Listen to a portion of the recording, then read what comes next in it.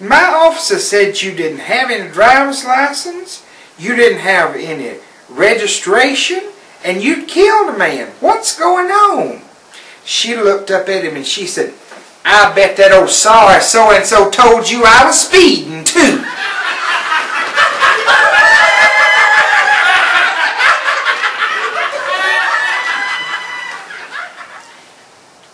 Mrs. Jones had been a staple of her local congregation for many years, and her absence was noted especially by the pastor, so he decided to call on her.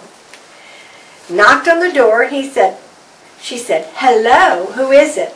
And he said, it's Pastor Smith. Oh, come in.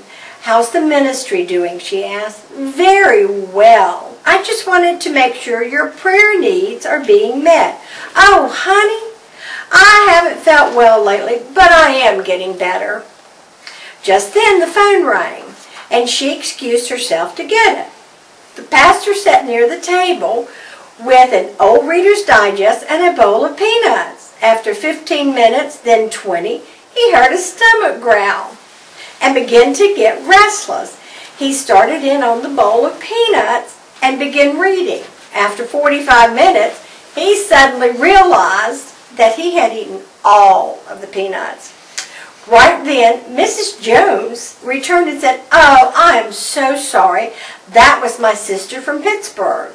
She only calls once a month, so when she does, we have to catch up on everything.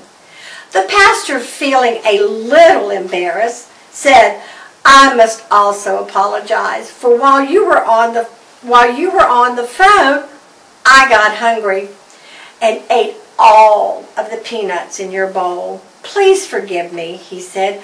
Mrs. Jones replied, oh, that's okay. Without my teeth, all I can do is suck the chocolate off of them, she said.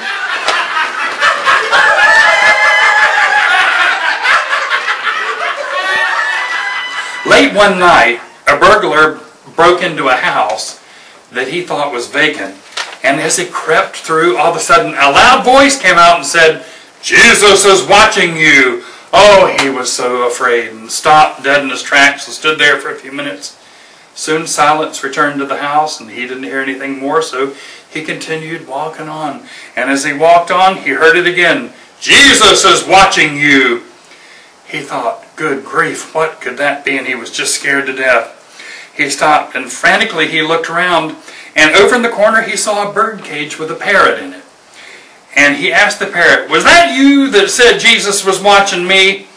And the parrot said, yes, it was me. And the burglar had a sigh of relief and said, well, what's your name? And the parrot said, my name is Clarence. And he said, well, what idiot named you Clarence? And he said, the same idiot that named the Rottweiler Jesus.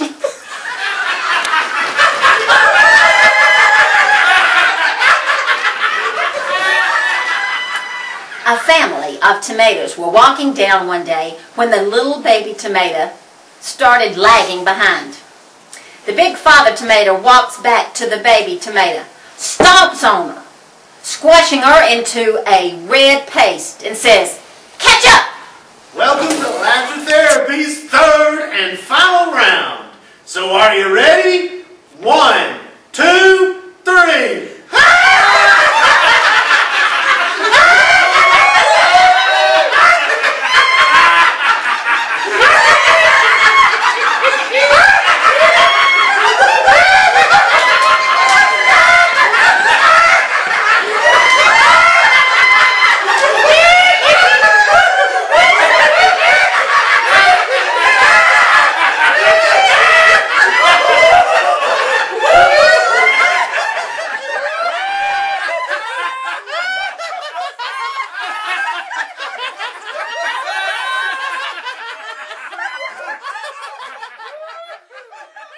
This one's called The Old Witch. There once was a little girl who was asked to come out to the woods and stay with these people's children as they went out. The little girl, being a teenager and wanting some money to go on a date, was very excited at this opportunity. So when she goes out, the parents give her a telephone number and says, here, call us in case of emergency. The little girl said, yeah, and she gets the people out of the door. Well, along comes shortly. She's starting to talk on the phone to one of her girlfriends when there's a rap at the door. The little girl goes over to the door and she opens it, and there stands a witch, a tall witch with a big pointed hat, and the wind is blowing all around her. And the little girl goes, "Oh," and she slams the door. Well, she goes back to the telephone and she says, "You won't believe what was at the door. There was a big old witch at the door." And the other girl on the other end didn't believe her, because who believes in witches? Well, the little girl decided maybe it was her imagination after all, and she continues talking on the telephone when comes another knock at the door. So the little girl goes back and she answers the door, and there's a witch again with a tall pointed hat and the wind blowing everywhere. And the witch says, little girl, would you like to see what I can do with my long, long red fingernails and my red, red lips?" The little girl goes, "Ah!" and slams the door. Well, she runs back to the phone and she picks it up and she talks to her friend. "You won't believe it! It happened again! It was another witch!"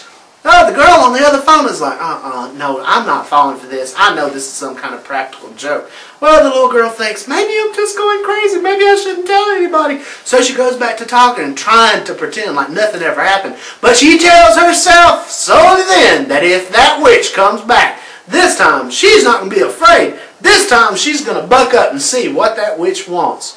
So she's talking to the little girl on the telephone, then all of a sudden again comes that knock on the door. She sucks up all her courage. "Hold on a minute, Cindy," she tells her friend on the telephone. She puts the phone down. She goes to the door. She opens it, and there the witch is again, bowed up, and the wind is blowing the hair and the tall pointed hat. And the witch goes, little girl, do you want to see what I can do with my long red fingernails and my red, red lips?"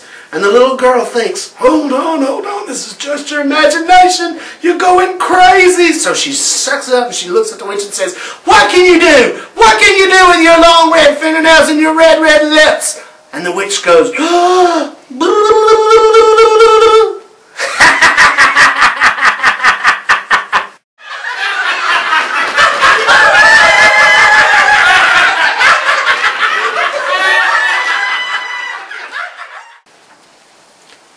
A little 3-year-old boy is sitting on the toilet. His mother thinks he has been up there way too long, so she goes in to see what's up. The little boy is sitting on the toilet reading a book, but about every 15 seconds or so, he puts the book down, grips the toilet seat with his left hand, and hits himself on top of the head with his right hand. His mother said, "Billy, are you all right? You've been in there a long time." Billy says, "I'm fine, Mommy. I just haven't gone potty yet." Mother says, "Okay, you can stay in there a few minutes, but, Billy, why are you hitting yourself on the head?" Billy said, "Works for ketchup."